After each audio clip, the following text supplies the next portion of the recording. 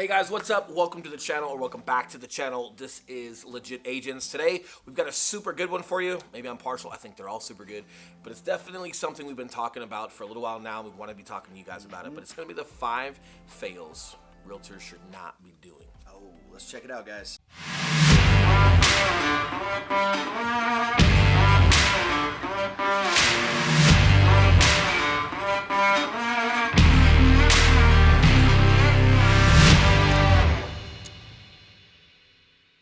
What's up, guys? We are the Legit Agents. I am Eli Schmidt. This is my business partner, Will Grimes.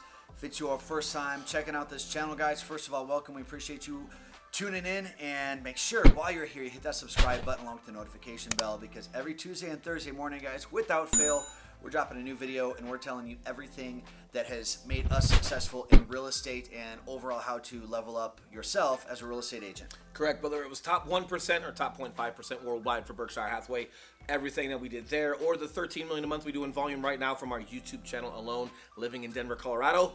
Whatever it is, we share it all here for free for you guys. Yes, we are still licensed. Yes, we are still teaming up with agents around the country. So if you are looking for more as far as building your brand and teaming up with the right people, we would love to chat with you. That number popping up below. We are the guys who answer the text messages and the emails and the phone calls. So anything that you guys have in regards to this video or any of the others, don't hesitate, reach out. We'd love to chat with you guys. But with that being said, we've seen 5 things, believe it or not, maybe more, but we've narrowed it down to 5 to keep this video from getting too long, on just some of the top fails we see agents doing that we are working on deals with, or maybe some agents from our teams over the past couple of years, as far as like some of their habits that are not good, that are definitely fails that need to be corrected. So with that being said, let's get right into it.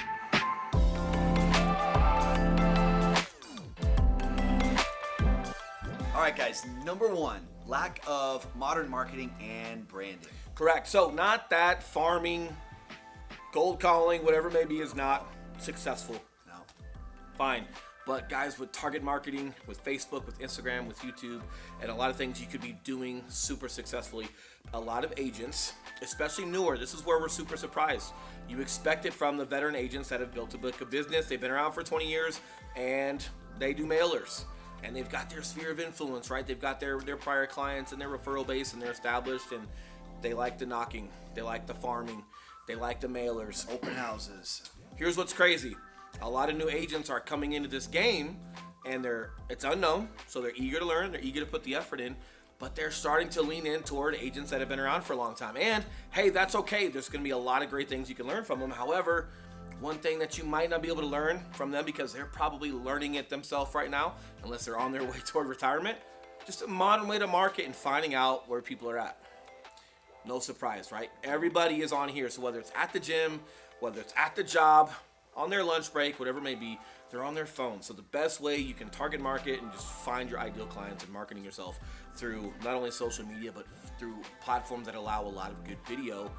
Believe it or not, a lot of agents are still disgruntled and having indigestion, whatever you want to call it, about just not wanting to adapt to modern times and doing something like this. Some of you, it may be you, watching this video on YouTube, not wanting to do YouTube, right? And again, if it's not for you, surround yourself around some good people. We'll get to that later, but hey, could you be around folks where they do that, and you could be benefiting from their contacts, right? So the bottom line is finding ways to market in a modern time. Yes, and let's talk about branding real quick here. Now, one thing that I think agents do, especially newer ones, is you fall back on your brokerage brand. Now, Will and I are at EXP.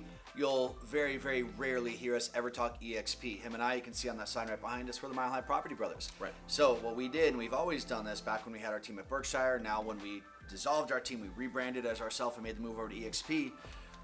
We knew that we had to make something catchy that wasn't Will and Eli, but it was, hey, what is Will and Eli condensed as one? We're the Mile High Property Brothers. So, guys, through some very, very simple resources such as Fiverr or Upwork.com, guys, you can find people on there to help you create logos, create brands, create real estate signs. Still, of course, you have to be compliant and you have to have your brokerage on there. But, man, you guys really got to think about what you want your brand to be, because we're moving into an era where people don't give a crap whether you're Century 21 or Remax or Keller Williams. People want to know, who's this person who's going to be selling my house and what do they represent? Can they know, like, and trust you? And guys, we come from one of the most reputable, respected brands that there is, Berkshire Hathaway, right? In Warren Buffett's brand. And there's a lot of cool stuff, and there's a lot of nostalgicness that's behind that per se, right? However, when we moved over, we didn't have one disgruntled person.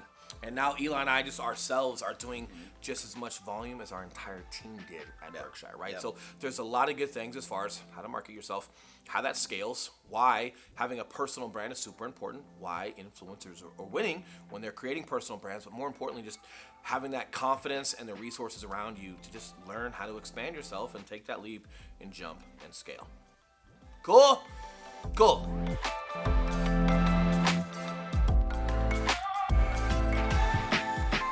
Number 2, somewhat related, definitely important, properly executing on social media. So this is not just, I've got a Facebook, I've got an Instagram, and I'm on YouTube. And hey, when you're on Facebook, you're showing all of your clients your closing photo or your listing. We've talked about this on so many videos. I'm not going to go into depth with that. You guys already know I'm not a fan of it. If you're creating video, if you're creating blogs, whatever you want to do as far as your content and what flavor works for you, it's got to be a value add to a client. We've talked about it prior, so I won't crush you with that today. But let's get into the execution of it, right? Like involving yourself. So Mark Zuckerberg, a couple years back, I think it's 2 years back now, created a State of the Union address, per se, for lack of a better statement, on how Facebook was going to work. And he said, we are getting away from relationships. We're getting into being consumed by likes, being consumed by sponsorships, et cetera, et cetera. Facebook was designed for relationships. I want those to continue to be regular.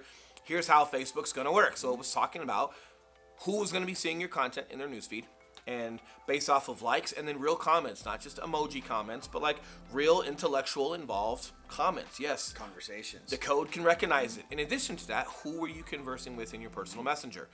Hey, if you're conversing with people, if you're building real relationships, you will see more of their content. So what could you be doing with your sphere of influence, the people that you know on your social media? You could be liking their photos. Yep. You could be commenting on their photos. Yep. You could be looking on their page, and you could be taking the time to go send them a direct message and just talk about what they're up to in life or what you saw on their page that was intriguing. And it's got nothing to do with real estate.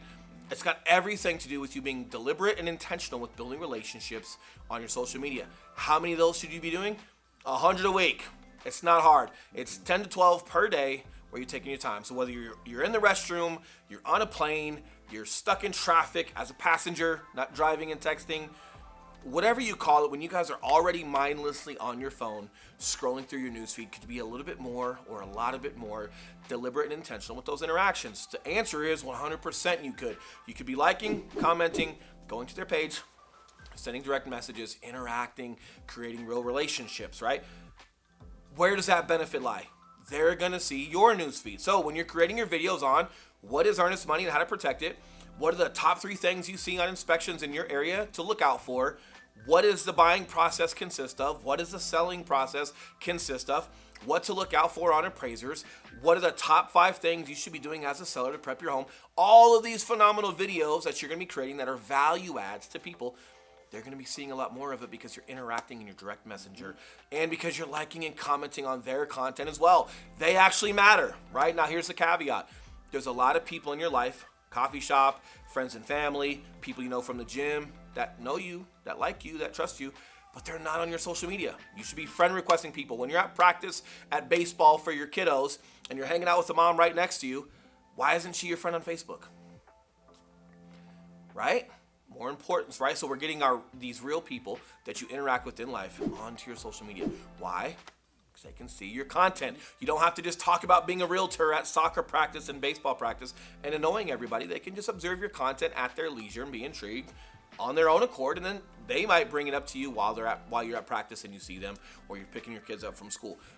Reverse that. Anybody that you have on social media that you regularly like and comment and converse with, why aren't you going out to coffee or going out to lunch or hanging out and making it a point to meet them in real life? That's where you guys can intertwine your real person relationships onto your social media and your social media relationships into real life. But the bottom line is, once they're on that platform, or if they're already on that platform, liking their content, commenting on their content, sending them messages, and having real relationships super matter.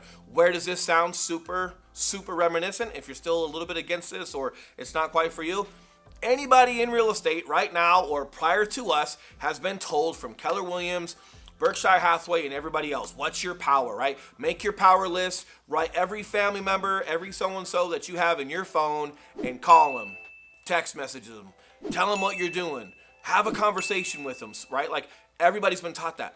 This is no different. This is building relationships with people. It's just through social media platforms where everyone tends to be versus these old school tactics, right? But the bottom line is, one thing we do love about old school tactics is handshakes should still mean something. Being good to your word means something. Actually caring about people and building relationships should mean something. Consistency. Handwritten mail notes that say thank you for something, yeah, of course it still means something. Yeah. We're talking about the top of the funnel and where are people at, where are people spending their time, where you can also spend time with them to build a relationship. So it's still genuine, it's still honest, it's still everything we love about being old school. It's just on the new school platforms to interact with people. Yeah, this is the new school prospecting, guys. Talk about Keller Williams and all those things, man. Those 2 hours of prospecting every morning for your leads.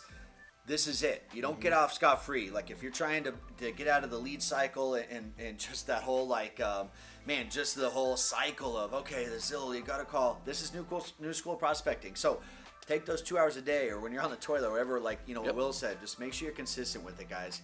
You still have to put in the work. It's just putting it in a little different area.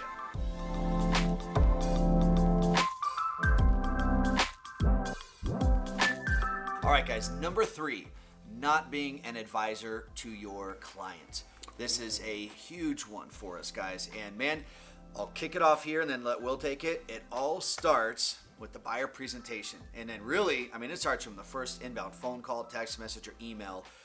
And really, going even before that, your content that you're putting out. Yes. What kind of advisor are you? Yes, not to cut him off, but No, yes. And hey, we're going to do an entire video on our buyer presentation, what that consists of. But more importantly, prior to your buyer presentation, we're going to cover that you should be doing for your buyers or sellers. We have a listing presentation as well.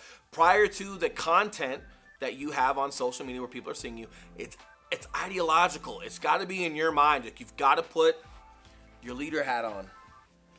Whether you're doing content, answering phone calls, text messages, visiting people at their homes, going on showings, you got to make sure that, like, hey, you're ready for your day. And idealistically, right, like, you've got to be a leader. And leaders advise. I'm not your friend. I'm very loyal to you. I'm very kind to you. I'm very whatever I need to be for you, even when it's talking to you about advising and going through the phase as far as what to look for in real estate. Here's the caveat with that. It's super hard at advising if you got no freaking idea what you're doing. So this always falls back to getting your proper education, understanding every phase of a contract, understanding the contracts, having the proper resources, and just great mentors that are ahead of you in the game that can teach you and get you to understand all of the gray, per se, that's within real estate and how to manage people's emotions and understanding, like, what are clients telling you and what they're telling you. But the bottom line is, if you're not there to advise them, you're not being a professional. And if you're not being a professional, there's a problem. So if you look at lawyers, doctors, or any other profession, what's the number one thing people want from them? They want to be led. They want to be told that it's going to be okay.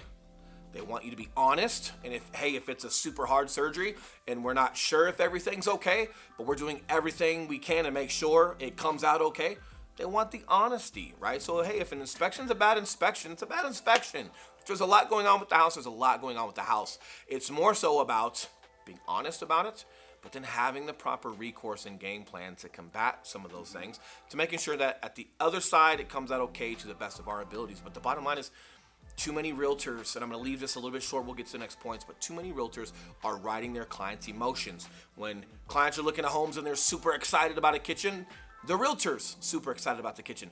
And then when they don't get their offer one, and they were expecting it to get one, and they don't understand what the market looks like now, and they're not prepared to go through a process right now, and they get super upset or super sad, and their offer did not win, their agents are super sad. Their agents are in the dumps. Their agents are scared to talk to clients about their offer not winning. The problem is you're not in the right mindset. The problem is you allowed your clients to go into that offer too emotional, not in the right state of mind, and you allow them to then consume all of that emotion and then be dropped on their butts when they don't win. Not good. You've got to advise, and you've got to take people through this storm of real estate right now. But if you're not professional, if you don't understand how that works, if you don't have mentors, you're going to struggle with that. And I promise you, and we see this all the time, the number one ailment we see when you're not doing a great job at the process is you're not getting a lot of referrals. right? A lot of agents, hey, they do well at getting a couple of deals going, but they're like, how do you guys get so many referrals? I'm not getting referrals. Well, even from the people you close, because it was an ugly win. Reminds me of the Baltimore Ravens, right? Like, they won the football game, but it was so dirty and such a struggle to get that win. It's like, just the stress they put on their fans to win a football game. Like, no, like at some point we got to learn how to win games, and the ones that should be knocked out of the park get knocked out of the park. Telltale sign. So if that's you, that's okay. Just understand you've got to get yourself around some more mentorship, some more leadership as far as executing on your advisory professional side and leading clients through a process. Yeah, guys, if you find that you're struggling with this, some of the things you might experience are going to be your clients are telling you what they're going to offer on a home. Your clients are telling you what they want to ask for on the inspection objection. Prior to you giving them some information. Prior to you giving them some information. Right. So guys, when you're looking at homes, that's not their role. No. Their role is not to tell you how much they should be paying for this. You haven't spoken to listing agent. We haven't confirmed any comps or competition. We'll cover competition in addition to comps and neighborhoods as well. But the bottom line is they're giving you an answer before you've gone and done your intel. Right. And guys, it all starts from the beginning. And this is one of our specialties. And this is also one of the, what I've seen, and I watch a lot of real estate content, one of the fewest, if ever, talked about points. So if you guys are finding yourself struggling with having difficult conversations with your clients, with clients listening to you and not only listening to you, but also executing on your advice, man, please reach out to us, because this honestly is one of our specialties, and you rarely hear this talked about. Take the suit off, wear some Carhartt and some Danner boots, and look like a general contractor. Know your shit when it comes to contracts, and speak well and listen even better. I bet you do a great job. All jokes aside with your clothing attire, do whatever you like. Too. But the bottom line is, if clients are telling you what they're deciding to do prior to you giving them intel, then they think they know more than you do. Yeah. And again, that's okay. Don't get emotional about it. Just realize, hey, I've got some work to do to maybe review a little bit and take a step back to make sure that we're doing all we can to earn and receive that respect from clients where they ask us what matters. And my last point to this, guys, I've heard agents tell me, well, I'm representing my client. Hey, your client is coming to you because they want to know what to do. You're the expert. When I go to the doctor for some knee pain, I'm not telling that doctor what treatment he's going to do to me. I'm going to have him diagnose the problem. I'm going to have him tell me exactly what needs to be done to fix the issue that I'm having. And then, of course, it's up to me on whether I want to have the surgery or the treatment or the PT or not. But, man, I'm going to that doctor because I want to know. Believe it or not, your clients are coming to you for the same thing. By you not advising, you're definitely not representing your client. And I would say, here's the one forgiveness that I'll give you guys is lawyers and doctors have a lot of education and a lot of accolade and respect behind their profession, where people just assumingly, because they see a doctor white coat, they tend to just listen by default. And if that doctor sounds super corny, maybe we go get a second opinion. But as long as that doctor doesn't mess it up, typically default we listen. Well, unfortunately in the real estate world, everybody's a realtor now, and the bar of entry is not that high. So a lot of you that execute super well, or you do know your craft, or you're new and you really want to learn your craft, we've got a lot of earning and a lot of respect and a lot of trust to earn from clients before they default trust us. That's why it's so important in the beginning. That's also why your social media content and your relationships and the type of content you're deciding to put out is also important, so people have an opportunity to know, like, and trust you before they ever even call.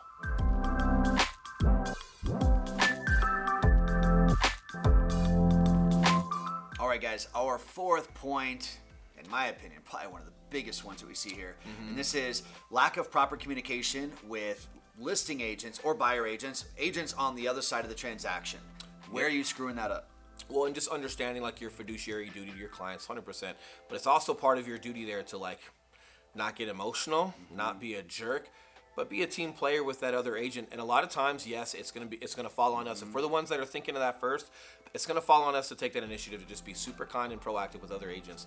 For example, if you got 30 things on an inspection objection, and it's maybe not the best for your client to have that many because the market's super competitive, we're not gonna be getting all of these things. Before you submit that inspection objection, make a phone call to the other client and just say, hey, listen, I've had a conversation with my buyers. They understand typically, hey, this is a lot for an inspection objection, etiquette-wise in our industry, especially with the competitive market. They did still request that it goes on there because they would still like to see what your sellers are open to. However, before I send this over to you, please understand the top 3 things that we are really focused on are the first, the second, and the third. So, hey, when you submit this over to your sellers, please let them know we're not necessarily expecting everything. These are just some things that, I guess are more of options for you guys as far as what works best for you guys to help fix some things for our buyers. But if you don't make that phone call, And if you don't call out that elephant in the room that you've got a huge inspection objection coming over, they're assuming that you're expecting that. And a lot of sellers, when they get an inspection objection, they're assuming that that's what you're expecting from them, right? And you get a knee-jerk reaction, you get emotional stuff, right? As far as feels from a seller that is super prideful of their home. And they'll tell you, no, we're not going to do anything. We'll just go back on the market. Who's met the hard-headed folks like that? And you almost can't blame them. What the bottom line is, they're looking at it from a different lens. They own the home. They're emotional about the home. They think the market's so great they can just grab another buyer up, no big deal. When reality is, whether it's radon, foundation, roof, health and safety items, some of these items might be consistent with any buyer asking. But if you're not having that conversation with that listing agent, letting them know where you're focused, they're going to submit that to a seller. They're going to think that you expect everything, and it's going to get worse before, if at all, if it gets better at all. But having that conversation, just saying, hey, listen, they understand it's a lot. They did ask me to put these on there anyway.